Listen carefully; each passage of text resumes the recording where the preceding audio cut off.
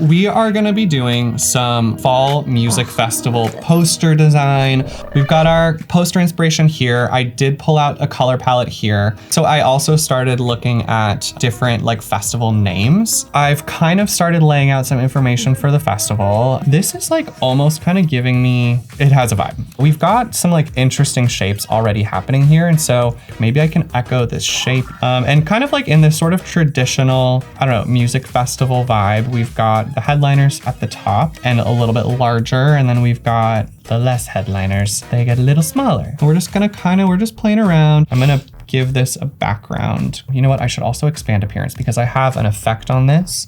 And so I'm gonna just expand appearance so that it outlines everything. So what I'm gonna do here is I'm gonna just kind of make a rule that kind of keeps in line with these shapes. Yeah. October 16th through 18th. Create another rule here.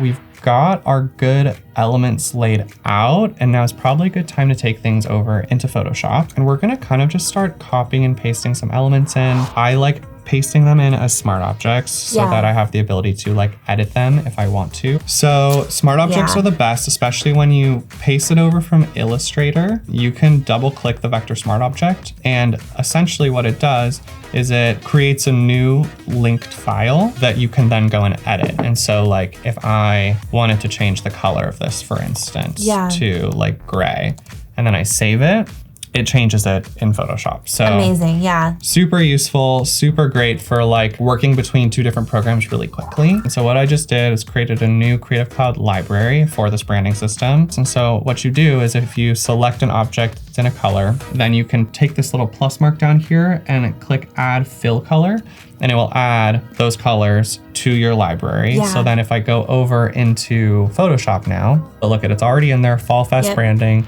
So what I'm gonna also do is take some of these shapes and start adding them as a graphic too. Start placing them in here. Background color, check. Got elements in there, check. Now, let's pop on over to Adobe Stock. Here we go. I go over to the free, and I'm gonna go, let's do music festival. This is a really cool shot. Let's toss this one in here. In order to create a mask, put whatever shape you want to be the mask underneath whatever image you want to be masked. And so in this case, I've got my like black shape here that is going to be the shape of the mask. And I've got my photograph on top of it. Hit Option, and then kind of like click the space in between the two layers. That's how you create the mask. With a little like square and arrow. Yep. Is showing like this will clip to that. Okay, so it's definitely coming together. I'm going to go into Camera Raw Filter, and we're gonna just like make some slight tweaks to this. Yeah, see like that like little bit of texture is so helpful. Yeah, thanks for joining. Thanks y'all.